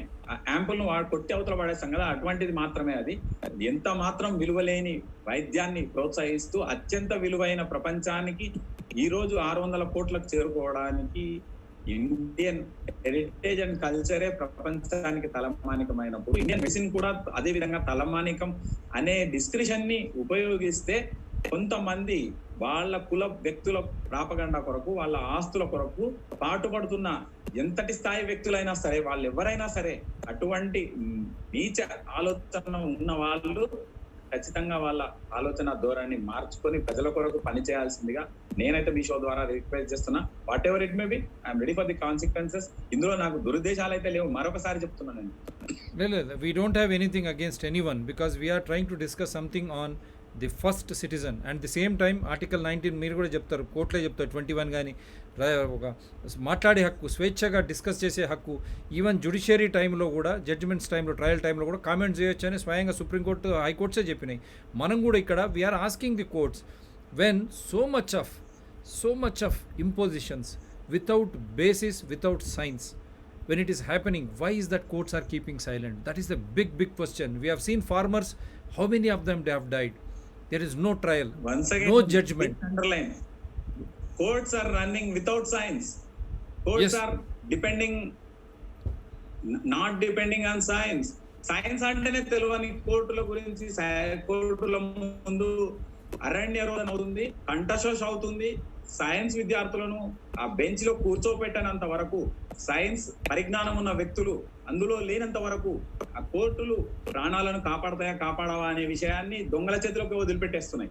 ఏవైతే వ్యాక్సిన్ తయారు చేస్తున్నారో ఆ వ్యాక్సిన్ ని నేను అలిగేషన్ చేయట్లేదు, కానీ ఆ వ్యాక్సిన్ మీరన్నట్టు అందులో ఏమీ లేని డిస్టిల్ వాటర్ ఇవ్వచ్చో ఇవ్వకూడదో నాకు తెలియదు. డిస్టిల్ వాటర్ లాంటిది బ్లడ్ లో ప్రవేశపెట్టడం లేదా హార్మ్లెస్ వాటర్ ని కూడా యాంపుల్ గా, ఒక వైరస్ ఉన్న యాంపుల్ గా చెప్పడం, దాన్నే వ్యాక్సిన్ గా చెప్పడం అనేది ఏం నష్టం జరగడం లేదంటే ఆ విధంగా కూడా జరగవచ్చు అనే అవకాశాన్ని, ఆ వాదనను కూడా యాక్సెప్ట్ చేయాల్సిన అవసరం వస్తుంది. అంటే కుర్రెకో బుద్ధి జిహ్వకో రుచి అన్నప్పుడు కుర్రెకో బుద్ధి ఉంటుంది, కుర్రె ఒక రకమైన ఆలోచన చేస్తుంది, కొన్ని వందల వేల రకాల ఆలోచనలు చేస్తుంది, కొన్ని వందలు ఇంప్లిమెంట్ చేస్తుంది, కొన్ని పదుల సంఖ్యలో పాసిబిలిటీస్ ఉంటాయి, పాస్ కావచ్చు, ఫెయిల్ కావచ్చు. అంటే కుర్రెకో బుద్ధి ఉన్నప్పుడు ఆ కుర్రే విపరీతమైన ధోరణితో వ్యాక్సిన్లు తయారు చేయకూడదు అనేది రూల్డ్ అవుట్ అయితే కాదనేది నా ఉద్దేశం. No, very clearly, courts should come to the rescue, whether it is Supreme Court or High Court or lower courts. When WHO is changing the mandates very regularly, see Remdesivir, people have sold their lands, lakhs of rupees they spent, still they have died. Why court has not ordered an inquiry? That beats my intelligence. That then monoclonal bodies and so many medicines. So many medicines have been experimented, kada. So many medicines have been experimented by hospitals under the AGHS, WHO, ICMR and governments.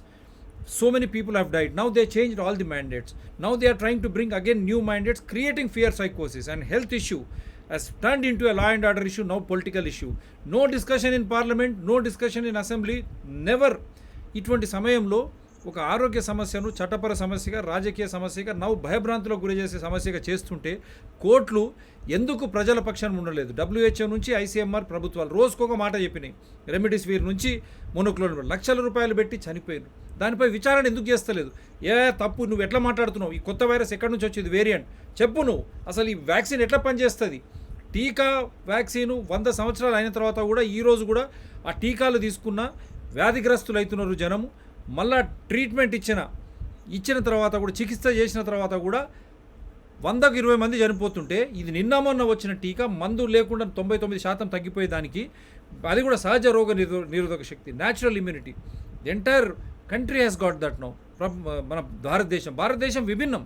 When you compare to other world, అక్కడ flu ఉంటుంది, మన దగ్గర flu కంటే ఎక్కువ dengue, malaria, TB, malnutrition, accidents ఇవి అక్కడ ఉన్నాయా? ఆ మెడిసిన్ ఎందుకు మీరు ఇక్కడ తీసుకొస్తున్నారు? ఆనందయ్య మెడిసిన్ ఆధారాలతో పెట్టినాం మనం బయట. ఆనందయ్య మందు కానీ, న్యాచురోపతి కానీ మిగతా వాటికి ఎందుకు పోవడం లేదు? కోర్టులు ఎందుకు చర్చిస్తలేవు? ఇదే ఎమర్జెన్సీ యూజ్, అత్యవసర పరిస్థితి మిగతా శాస్త్రాలకు ఎందుకు ఇస్తలేవు? ఓన్లీ ఈ మందులకే ఎందుకు ఇస్తున్నాయి? ఆ మందుల ద్వారా ఇంతమంది చనిపోయినారు, రోజుకొక మాట చెప్తున్నా కోర్టులు ప్రజలను ఎందుకు కాపాడతలేవు అనేదే ఈరోజు పెద్ద ఎత్తున. అది కూడా విచారణ ఆధారాలతో జరపాలి, వైజ్ఞానిక ఆధారాలతో జరపాలి, చట్టబద్ధమైనటువంటి ఆధారాలతో జరపాలి. ప్లస్ నా హక్కు, జీవించే హక్కు నాకు ఉందా లేదా? ఏ మందు వాడాలనో, ఏ వ్యాక్సిన్ టీకా నివారణ వేసుకోవాలన్నా నాకు హక్కు ఉందా లేదా? ఆ హక్కును నేను ఉపయోగించాలన్నా, లేకుంటే నువ్వు భయపెడతావా? నాకు సరైన సమాచారం ఇవ్వవు. ఎందుకు చనిపోతున్నారో చెప్పవు, దీనివల్ల ఉపయోగం ఏందో చెప్పవు, అసలు వ్యాధి ఎంతవరకు వ్యాప్తి చెందుతుంది, దానివల్ల ఎంత హాని జరుగుతుంది, ఆధారాలు ఏవి? అటాప్సీ చేసావా? ఎక్కడ ఆధారాలు? RT-PCR ఎంతవరకు కరెక్ట్? ఎయిర్పోర్ట్లు బెదిరిస్తాయి, రాష్ట్ర ప్రభుత్వాలు బెదిరిస్తాయి, సూపర్వైజర్లు బెదిరిస్తాయి, విద్యా సంస్థలు బెదిరిస్తాయి. బయటికి పోవాలంటేనే భయం. అంటే ఇది ఎక్కడి దేశం అండి? ఇది ఎక్కడ రాష్ట్రాలు? ఇదే. అటువంటప్పుడు కోర్టులు ప్రజలను రక్షించాలన్నా వద్దా? ఒక మాటలో చెప్పండి సార్, ముగిద్దాం. సార్ క్లియర్గా నేనైతే maybe assume I'm attributing malice to World Health Organization. అది వరల్డ్ హెల్త్ ఆర్గనైజేషన్ కాదు sir, worst health organization of the world. ఖచ్చితంగా వాళ్ళకు ఒక రూల్స్ అండ్ రెగ్యులేషన్స్ లేవు. అంటే వాళ్ళని వదిలేద్దాం, కనీసం మన దేశానికైనా ఒక ప్రాపర్గా పనిచేసే ఆర్గనైజేషన్స్ అయితే ఉండాల్సి అవసరం ఖచ్చితంగా ఉంది. అధికార దాహంతో, డాక్టర్లలో కూడా అధికార దాహంతో డైరెక్టర్లు కావాలి, చైర్మన్లు కావాలనే అధికార దాహంతో కొంతమందికి ఒత్తాస పలుకుతూ వ్యాక్సిన్ తయారు చేస్తున్న వాళ్లకు ఈ రోజు అలెగ్జాండర్ ఫ్లెమింగ్ మళ్ళీ ఒకసారి పుడితే మాత్రం ఖచ్చితంగా 2వ సెకండ్ చనిపోతాడు సార్, ఆత్మహత్య చేసుకుంటాడు. ఈ వ్యాక్సిన్లకు కారణం తయారు చేసిన అలెగ్జాండర్ ఫ్లెమింగ్ చాలా బాధపడతాడు, ఆత్మ శోభిస్తుంటది. ఎందుకంటే నేను ఇచ్చిన లైఫ్ సేవింగ్ డ్రగ్ తయారీని ప్రాణాలు తీయడానికి వాడుకుంటున్నారు, డబ్బులు మింటింగ్ చేయడానికి వాడుకుంటున్నారు అని ఆయన ఆత్మ ఖచ్చితంగా శోభిస్తుంటుంది. ఆయన పవిత్ర ఆత్మకు శాంతి కలగాలని మీ షో ద్వారా నేను కోరుకుంటున్నాను. ప్రపంచంలోనే ఈ రోజు ఎంతో మంది సంతోషంగా బతకడానికి కారణమైన అలెగ్జాండర్ ఫ్లెమింగ్ మనం గుర్తుపెట్టుకోవాల్సిన అయితే ఖచ్చితంగా ఉంది. దానికి ఆయన మోటోకు వ్యతిరేకంగా పనిచేస్తున్న ఏ ఆర్గనైజేషన్ కానీ ఖచ్చితంగా ఈ షో చూడాల్సిన అవసరం అయితే అందరికీ ఉంది. ఇది చూసిన తర్వాతనైనా కానీ కోర్టులు తమ విశేష విచక్షణాధికారాలు ఉన్న కోర్టులు ఎక్సర్సైజ్ చేయాలని నా వంతుగా నేను కూడా ప్రయత్నం చేస్తా. కోర్టు దృష్టికి తీసుకువెళ్లే ప్రయత్నం అయితే నేను చేస్తాను.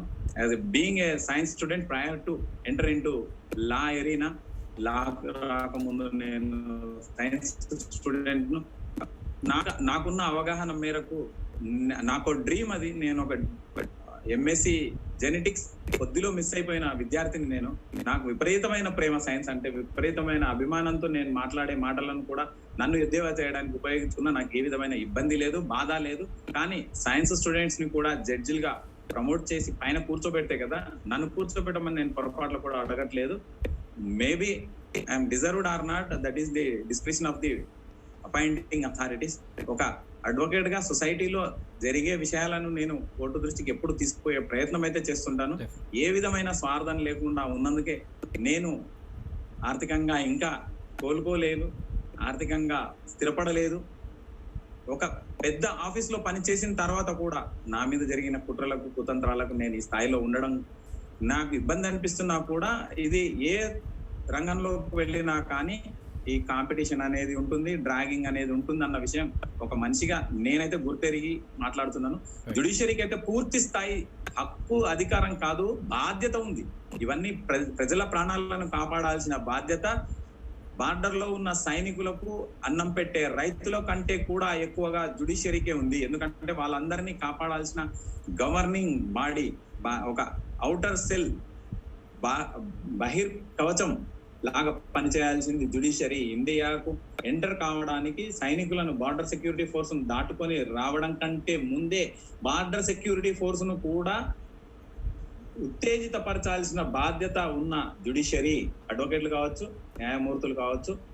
న్యాయమూర్తుల పైన టార్గెట్ అయినప్పుడు మాత్రమే అడ్వకేట్లు జ్యుడిషియరీలో ఒక ఫ్యామిలీ అని గుర్తొచ్చిన న్యాయమూర్తులకు కూడా కృతజ్ఞతలు తెలియజేసుకుంటున్నా. ఇప్పటికైనా అడ్వకేట్లను కూడా మనుషులుగా గుర్తించిన న్యాయమూర్తులకు కోటి వందనాలు తెలియజేస్తూ, మా అడ్వకేట్లను కూడా వందల వేల సంఖ్యలో చనిపోయిన అడ్వకేట్లకు కూడా ఏదైనా కనీసం బాధ్యతగా చేయాలని చెప్పేసి మీ షో ద్వారా నేను రిక్వెస్ట్ చేస్తున్నా. ఆ కుటుంబాలు చెల్లాచెదరైనాయి.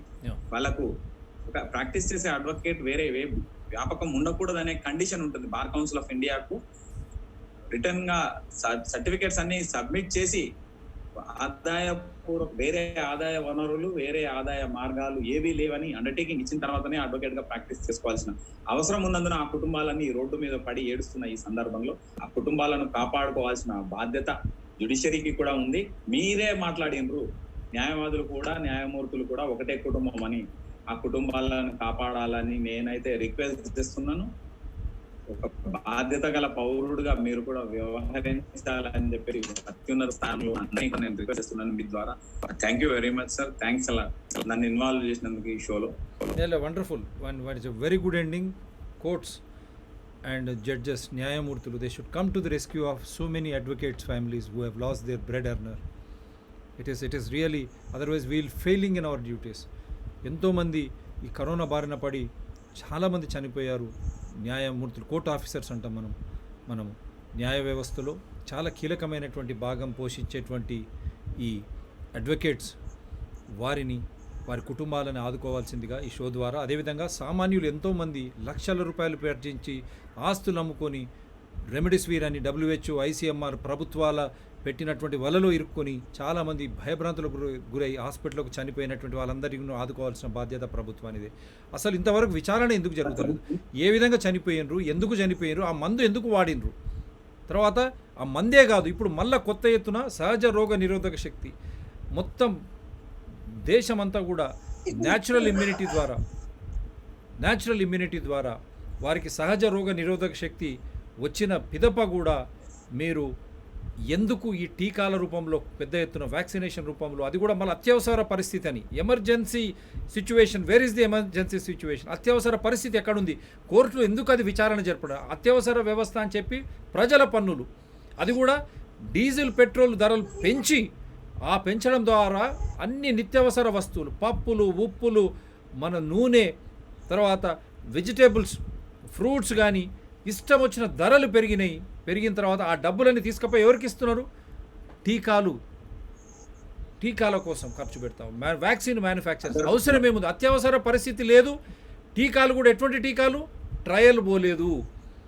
నిజంగా టీకాలు పనిచేస్తావని ఆ టీకాల కంపెనీలు చెప్తే న్యాయ వ్యవస్థ దాని విచారణ జరిపి, అయ్యా అత్యవసర పరిస్థితి ఎందుకు తీసుకొచ్చావు, ప్రజల పన్నులు ఎందుకు కష్టపెడుతున్నావు, వాళ్ళు పనిచేస్తామన్నప్పుడు ఆ బాధ్యత వాళ్ళదే. నష్టపరిహారం రేపొద్దున ఏది జరిగినా ఆ టీకాల కంపెనీల బాధ్యత అని ఎందుకు చెప్పడం లేదు ప్రభుత్వాలు? అప్పుడు కోర్టులు ఎందుకు దానిపై విచారణ జరిపి ఈ పన్నులన్నీ కూడా సద్వినియోగం జరగాల, ఈ విధంగా ప్రాణాలు కోల్పోయినటువంటి న్యాయవాదులు కానీ సామాన్యులు కానీ వారిని ఆదుకోవడానికి ఇది పెట్టండి, లేక ఈ ధరలు తగ్గించండి. విద్యా వ్యవస్థలో పిల్లలు పోలేనటువంటి వ్యవస్థ, తల్లిదండ్రులకు ఆదాయాలు లేనటువంటి వ్యవస్థ, ఇష్టం వచ్చిన ఫీజులు కలెక్ట్ చేస్తున్న నిమ్మకు నీరెత్తనంటున్నారు. ఆ డబ్బులన్నీ ఈ విధంగా ఇక్కడ వాడుకోవచ్చు. రేపు భావి భారతానికి మళ్ళీ రేపు పొద్దున ఇటువంటి వ్యవస్థ రాకుండా ప్రజా ఆరోగ్యాన్ని మెరుగుపరుస్తూ, అది కూడా భారతదేశ వైద్యాన్ని, ఇండియన్ మెడికల్ సిస్టమ్, మన ఆయుర్వేదం, న్యాచురోపతి, అలోపతిలో కూడా ఈ ఇండియనైజ్ చేయాలి. వెస్ట్రన్ కల్చర్ ఎందుకు? ఇక్కడ టీబీ, డెంగీ, మలేరియా, మనకు దోమలు, ఈగలు ఉన్నాయి. పాశ్చాత్యపు దేశాలు ఉన్నాయా? వెస్ట్రన్ కంట్రీస్లో ఉన్నాయా? మరి లేనప్పుడు మన ఇండియన్ మెడికల్ అసోసియేషన్ ఎందుకు నిమ్మకు నీరెత్తనట్టు? వారు కూడా జవాబు చెప్పాలి. అందుగురించే ఇవన్నీ ఈ విధంగా జరుగుతూ ఉంటే రైతులు రోడ్లపై వచ్చారు, ఎంతోమంది చనిపోయారు, వారిపై విచారణ లేదు. ఈ కరోనా బారిన పడి ఎంతోమంది ఇబ్బందులు పడుతూ ఉన్నారు. టీకాలని పెద్ద ఎత్తున మన మీద మోపుతూ ఉన్నారు. నిబంధనలు కొత్త లేని నిబంధనలు, దానికి ఆధారం ఎక్కడని కోర్టులు విచారణ జరిపి సామాన్యులను ఆదుకోవాల్సింది పోయి తీవ్రమైనటువంటి భయభ్రాంతులకు, అసంతృప్తులకు ప్రజలు గురవుతుంటే విచారణ పేరు మీద నెలలు, సంవత్సరం ఆ లోపుగా first dose, second dose, third dose, మళ్ళీ దాని బాధ్యత ఎవరు తీసుకుంటారు? వారికి నష్టపరిహారం ఎవరిస్తారు? వారి ఆరోగ్యం చెడిపోతే ఎవరిస్తారు? దానికి పట్ల స్పందించడం లేదు. స్వయాన న్యాయమూర్తి, ప్రధాన న్యాయమూర్తి గారే ప్రశ్నిస్తే పోలీస్ స్టేషన్లో మానవ హక్కుల ఉల్లంఘన జరుగుతుందని వారు చెప్పిన తర్వాత కూడా సుప్రీంకోర్టు మాట్లాడకపోదు, హైకోర్టులు కూడా సామాన్యులను ఎత్తుకుపోయి కేసులు పెట్టి భయభ్రాంతులకు గురి చేస్తుంటే మాట్లాడని వైనాన్ని ఏ విధంగా అర్థం చేసుకోవాలా? మొదటి పౌరుడు, అందుగురించే స్వతంత్ర ప్రతిపత్త గల ఒక న్యాయ వ్యవస్థ రావాలన్నారు. విచక్షణ ఉండాలా. వారు ఎప్పుడైతే న్యాయ విచారణ జరిపేటప్పుడు ఆ విచక్షణ, స్వయం ప్రతిపత్త, అదేవిధంగా పారదర్శకం, జవాబుదారీతనం ఎంతో అవసరం. లేకపోతే సామాన్యులు నిత్య కష్టాలు పడాల్సిందేనా? రాజ్యాంగం ఇచ్చినటువంటి రాజ్యాంగ వ్యవస్థ, ప్రతి ఒక్క పౌరుడు అటువంటి రాజ్యాంగ వ్యవస్థ తీవ్రమైనటువంటి ఇబ్బందుల్లో ఉంటే రాజ్యాంగం ఇచ్చిన సమూలమైనటువంటి హక్కులు విచారణ జరిపి సామాన్యులు ఒక్క ప్రాణం పోయినట్టా కాదా? ఇంతమంది ప్రాణాలు పోతున్నా మీరే చెప్తా ఉన్నారు కరోనా పట్ల విచారణ ఎందుకు జరపడం లేదు? అటాప్సీ ఎక్కడుంది? ఎందుకు మందులు వాడారు? ఎందుకు టీకాలు వాడుతున్నారు? అసలు ఈ రోగానికి మందులు అవసరమా, టీకాలు అవసరమా అనే విచారణ జరిగిందా? ఇది ఎక్కడి నుంచి వచ్చింది? ఏ విధంగా వ్యాప్తి చెందుతుంది? ఆధారాలు ఎక్కడున్నాయి? ఎన్నిసార్లు ఇజ్రాయెల్ నుంచి అమెరికా, అన్ని బంగ్లాదేశ్ కూడా మాస్క్ వేసుకుంటే ఏమవుతుంది అని చెప్పిన తర్వాత కూడా ఈ మాస్క్ వేసుకోవడం వల్ల ఫంగల్ ఇన్ఫెక్షన్ వచ్చి ముక్కులు, నవరంధ్రాలు ఉన్నాయి, గాలి పీల్చి గాలి వదలడానికే కాదా?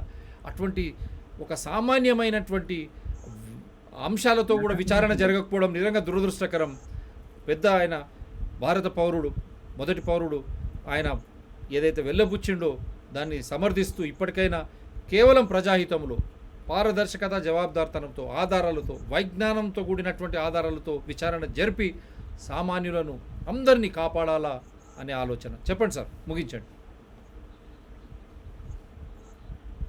సార్. అదే అసలు శాంక్టిటీ లేని, సాంకేతికత ఆధారం లేని వైరస్లు, క్షణాల్లో చనిపోయే వైరస్ ఇంత లేతలంటే మరి HIV కూడా ఒక వైరసే కదా.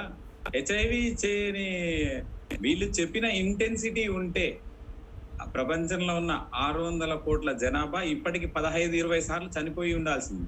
అవును. అంత వేగంతో వైరస్ పనిచేసింటే, లేదు 100 సార్లైనా చనిపోయి ఉండాల్సింది. దానికి విపరీతమైన వేగాన్ని ఆపాదిస్తూ, దాన్ని క్రిమినల్ గా చూపిస్తూ, బూచిగా చూపిస్తూ, ఏమాత్రం చేతగాని చేయలేని ఒక నపుంసక వైరస్ ని అదేదో చంపేస్తుంది అని చెప్పి దాని పేరు మీద జరుగుతున్న మారణ హోమం అయితే ఆగాలని మనస్ఫూర్తిగా కోరుకుంటున్నాను. మారణ హోమమే కాదు, ధనదాహం ఈ టైంలో కూడా, కరోనా సమయంలో కూడా మన భారతీయులు ఫోర్బ్స్లో పోయినని మన స్వయాన ఏదైనా అనొద్దు, కానీ వారు సెలబ్రేట్ చేసుకోవడానికి కూడా చూసాం. చాలా బాధాకరం ఇది. అప్పుడు కూడా కోర్టులు ఇంకా సామాన్యుల పట్ల వారి హక్కుల ఉల్లంఘన జరుగుతుంటే కోర్టుల వైపే చూస్తారు. ఆ కోర్టులు కూడా సమయం తీసుకోవడం, సత్వర న్యాయం అందించకపోవడం ద్వారా కూడా తీవ్రమైనటువంటి ఏమనాలి దిగ్భ్రాంతికి ప్రజలు గురవుతున్నారు. కాబట్టే మన మొదటి పౌరుడు ఈ విధంగా స్పందించిండు అనే క్రమంలోనే మనం ఈరోజు ఈ షోని ముగిస్తూ ఉన్నాం. ఇప్పటికైనా వైజ్ఞానం, సైన్స్ అండ్ లాజిక్ అంటాం, లాలో కూడా ఆధారాలు, రైతుల పట్ల కూడా అక్కడ చూసాం.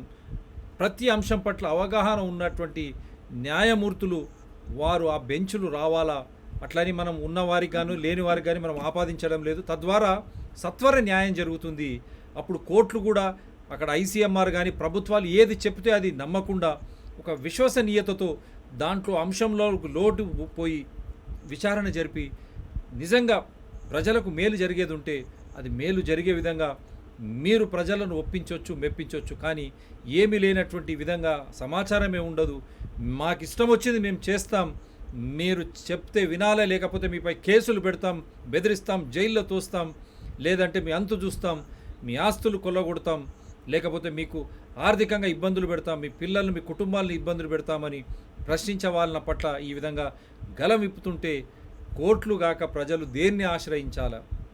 ఇప్పటికైనా న్యాయమూర్తులు, అన్ని కోర్టులు ప్రజాహితంలో, కేవలం ప్రజాహితంలోనే ప్రజల కొరకే రాజ్యాంగం ఇచ్చినటువంటి ఆ హక్కుల ఉల్లంఘన జరగకుండా ప్రభుత్వం పనిచేసే విధానంలో పారదర్శకత, జవాబుదారితనం ప్రతి అంశంలో, ప్రతి కోణంలో ఉండే విధంగా ప్రజలను చైతన్యవంతులను చేసి కావాల్సిన సమాచారాన్ని ప్రజలకు ఇచ్చిన తర్వాత ఆ ప్రజలు వారికి ఏ వైద్యం కావాలా, ఏ నివారణ చర్య కావాలా, లేకపోతే ఎక్కడికి పోవాలా, ఏం చేయించుకోవాలా అనే ఒక ఆలోచన, ఆ స్వతంత్రత వారికి ఇవ్వాల్సిందిగా, అది వాళ్ళ రాజ్యాంగ హక్కు. అదేవిధంగా ఏ కొద్ది మంది కోసము ప్రభుత్వాలు, కోర్టులు పని చేయకూడదు. అప్పుడు ఈ రాజ్యాంగ వ్యవస్థ ఏమవుతుంది? లోకూర్ గారు చెప్పినట్టు రాజ్యాంగం ఒక చిన్న కాగితంలాగా, మామూలు కాగితంలాగానే మిగిలిపోతుంది ఒకవేళ న్యాయ వ్యవస్థ స్వతంత్ర ప్రతిపత్తితో పని చేయకపోతే అని ఒక పెద్ద కామెంట్ వారు సుప్రీంకోర్టు జడ్జిగా ఉన్నారు, వారు చేయడానికి కూడా ఈ సందర్భంగా అందరికీ గుర్తు చేస్తూ మరొకసారి మీకు ధన్యవాదాలు సార్. మళ్ళీ డెఫినెట్గా దీని కంటిన్యూయేషన్ మనం చేద్దాం ప్రజాహితంలో, ప్రజల కోసమై.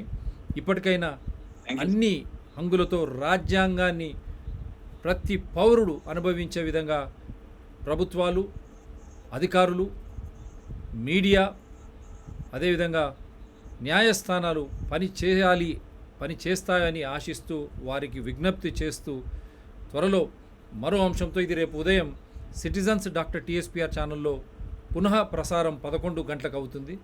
మీరు ప్రతి ఒక్కరు కూడా doctor TSPR channel, citizens doctor TSPR channel, environment people doctor TSPR ఛానల్ను సబ్స్క్రైబ్ చేయండి. ఈ లింక్ను, మిగతా లింక్లను పెద్ద ఎత్తున షేర్ చేయండి, అందరిని సబ్స్క్రైబ్ చేయించండి. అదేవిధంగా సపోర్ట్ కూడా చేయండి. మీరు ఇచ్చే సపోర్ట్ ద్వారానే మాకు కావాల్సినటువంటి సాంకేతిక పరిజ్ఞానం కానీ, పరికరాలు కానీ, ఈ షో రన్ చేయడానికి కూడా అన్నీ ఉపకరిస్తాయి. కాబట్టి మీరు పెద్ద ఎత్తున మాకు సపోర్ట్ చేయండి.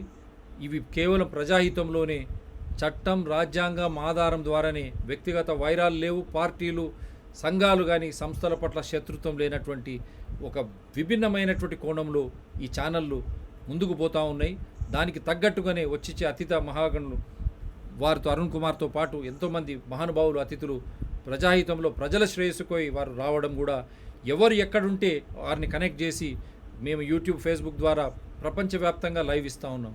స్టూడియోకు రావాల్సిన అవసరం లే, నేను కెమెరా పంపాల్సిన అవసరం లేదు. ప్రజలకు ఎక్కడ కష్టాలు వచ్చినా వైజ్ఞాన పరంగా కానీ, విద్యాపరంగా కానీ, పర్యావరణ పరంగా కానీ, ఎక్కడ కూడా న్యాయపరంగా కానీ ఎవరు ఎక్కడి నుంచి మాట్లాడాలన్నా కనెక్ట్ చేసి మనం ప్రపంచానికి చెప్తా ఉన్నాం. ప్రభుత్వం చేసే మంచి పనులు ప్రజల దగ్గరికి, ప్రజల అష్ట కష్టాలు ప్రభుత్వం దృష్టికి, ఇట్లా తీవ్రమైనటువంటి సంక్షోభం సమయంలో హక్కుల ఉల్లంఘన కలిగినప్పుడు, పారదర్శకత జవాబుదారితనం లేనప్పుడు కోర్టుల న్యాయస్థానాల దృష్టికి కూడా తీసుకుపోయే విధంగా ఈ ఛానళ్ళు నిరంతరం ప్రజాహితంలోనే పనిచేస్తూ ఉన్నాయి. కాబట్టి తప్పనిసరిగా మీరు ఈ ఛానళ్ళ వెంట ఉండి మరొకసారి సపోర్ట్ చేయండి అని మీకు విజ్ఞప్తి చేస్తూ, భారతదేశంలో ఉన్న వారందరికీ సుఖ నిద్ర శుభ రాత్రి, దేశ విదేశాల్లో ఉన్న వారందరికీ శుభ ఉదయం, శుభ మధ్యాహ్నం, శుభ సాయంత్రం. Thank you sir, thank you very much. Thank you very much. Right sir, bye.